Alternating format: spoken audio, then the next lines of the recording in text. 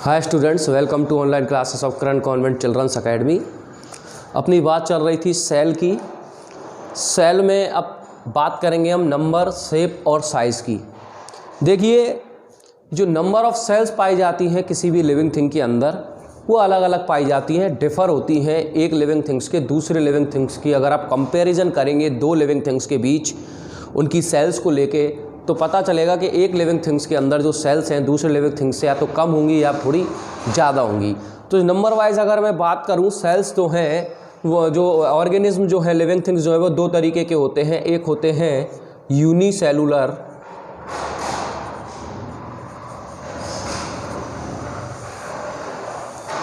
तो यूनिसेलुलर की अगर मैं बात करूं तो इनके अंदर वो लिविंग थिंग्स यानी कि दोज लिविंग थिंग्स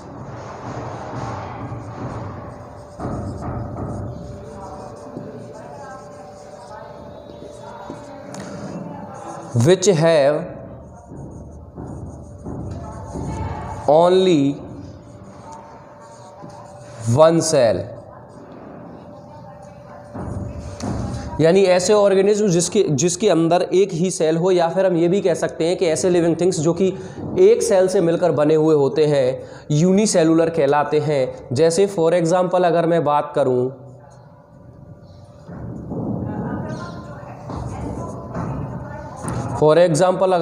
करूं, तो जैसे अमीबा,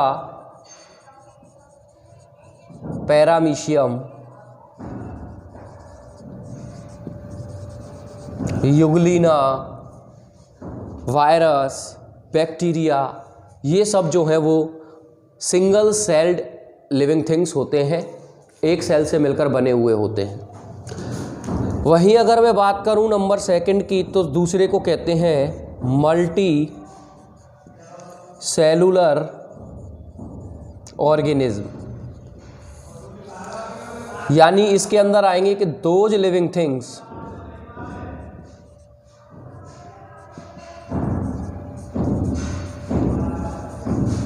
which have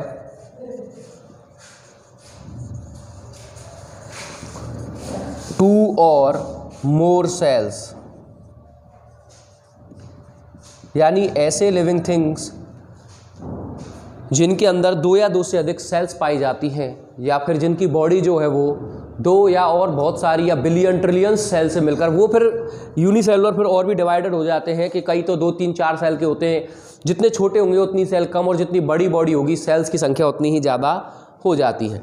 देखिए, मल्टी सेलुलर ऑर्गेनिज्म जो बड़े ऑर्गेनिज्म होते हैं, इनमें कॉम्प्लेक्स बॉडी स्ट्रक्चर होता है। कैसा होता है? कॉम्प्लेक्स बॉडी स्ट्रक्चर होता है, क्योंकि इनके अंदर जो सेल्स हैं वो बिलियन और ट्रिलियंस में पाई जाती हैं। तो सभी सेल्स के लिए रॉ मटेरियल पहुंचाना, एक एक अगर अलग अलग सेल्स को पहुंचाया जाए तो बहुत इम्पॉसिबल वाला काम हो जाएगा।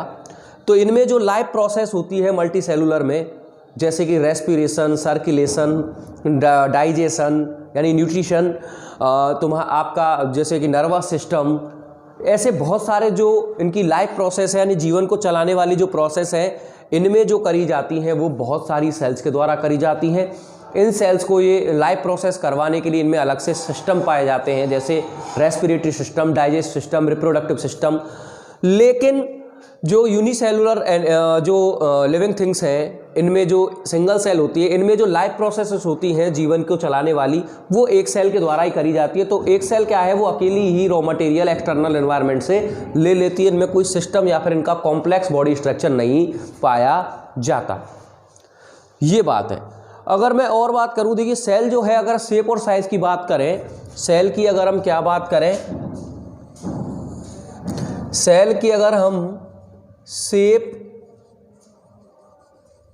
और साइज की अगर हम बात करें, तो ये जो है शेप और साइज वो डिफरेंट सेल्स का के अंदर जो शेप और साइज है वो कैसा होता है? डिफरेंट होता है, अलग अलग होता है। क्यों होता है? क्योंकि देखिए, एक जो सेल का जो ग्रुप है वो टिश्यू कहलाता है, और एक जो ग्रुप ऑफ सेल्स जो होता है, टिश्यू जो होता है, वो एक पर्टिकुलर फंक्शन के लिए होता है, और उस फंक्शन के हिसाब से ही इनके जो शेप और साइज है सेल का वो निर्धारित होता है। जैसे अगर मैं बात करूं कि जो न्यूरॉन्स जो होते हैं न्यूरॉन एक ह्यूमन बॉडी के अंदर जो होते हैं वो लॉन्गेस्ट सेल मानी जाती है न्यूरॉन ह्यूमन बॉडी के अंदर। ये कैसे होते हैं? लॉन्ग होते हैं। जबकि अगर हम एक मसल्स की बात करें या मसल सेल की बात करें तो ये शॉर्ट होती है।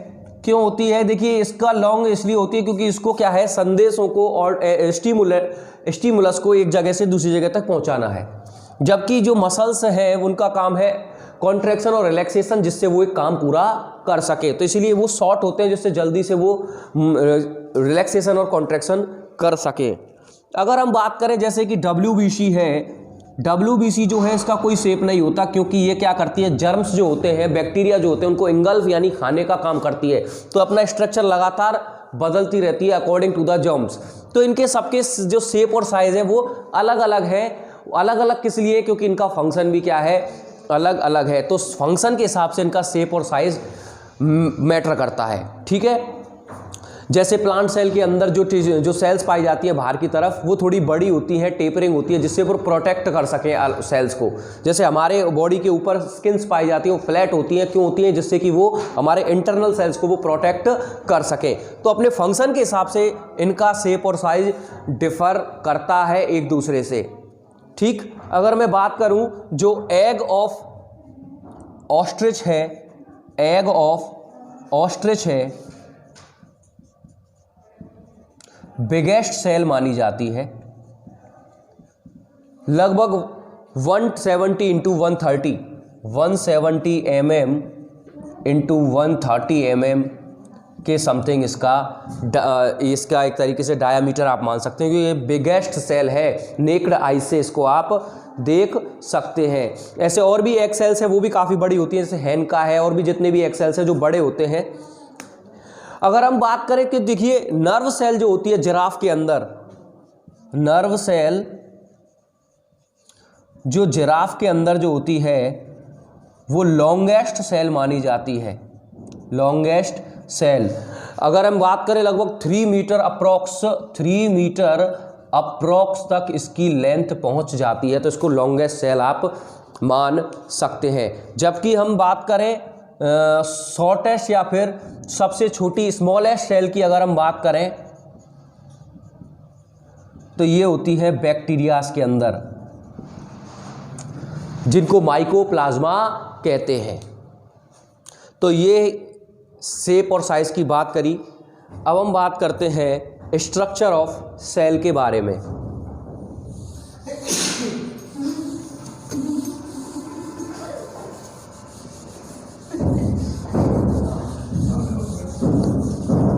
अब हम बात करते हैं स्ट्रक्चर ऑफ सेल के बारे में।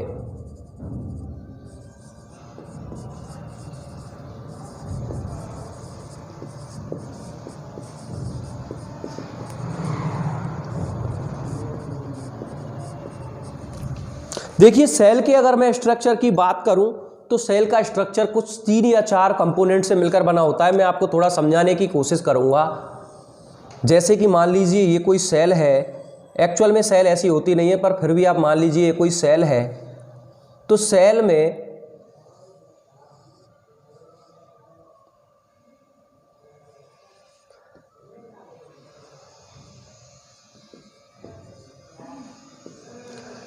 देखिए सबसे पहले होती है प्लाज्मा मेम्ब्रेन। क्या होती है? Plasma membrane. अगर हम प्लाज्मा मेम्ब्रेन की अगर हम बात करें तो ये एक कैसी थिन होती है, और ये जो है पोरस होती है, और ये सेल को जो है वो एक्सटर्नल एनवायरनमेंट से अलग करने का काम करती है। सेल के अंदर जितना भी मटेरियल है उसको एक्सटर्नल एनवायरनमेंट से क्या करती है? अलग करने का काम करती है। ये सेल को प्रोटेक्ट करने का काम भी करती है। सेल को एक प्रॉपर शेप देने का काम करती है। अगर ये एक रेक्टेंगल शेप की हो जाएगी तो सेल भी रेक्टेंगल शेप की हो जाएगी, यानी कि सेल का शेप निर्धारित करती है प्लाज्मा मेम्ब्रेन। और साथ ही साथ बहुत सारे मटेरियल को सेल के अंदर जाने और बाहर आने के लिए भी अलाउ करती है, लेकिन कुछ ही चुनिंदा मटेरियल के साथ ये ऐसा करती है। एक और बात, जो प्लांट सेल जो होती है, प्लांट सेल जो होती है उसमें सेल मेम्ब्रेन तो पाई जाती ही है,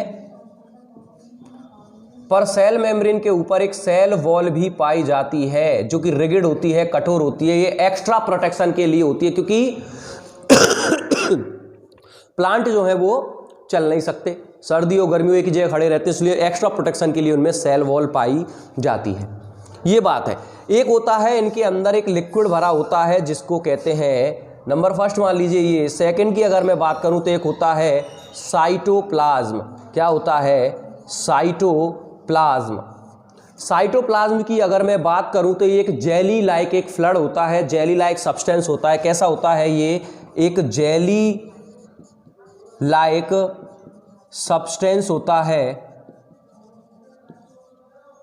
जेली लाइक एक सब्सटेंस होता है सेल के अंदर। और जितनी भी लाइफ प्रोसेस होती हैं सेल के अंदर, जितनी भी लाइफ प्रोसेसेस होती हैं वो सारी लाइफ प्रोसेस होती हैं साइटोप्लाज्म के अंदर, क्योंकि साइटोप्लाज्म के अंदर पाए जाते हैं छोटे छोटे सेल ऑर्गेनेल।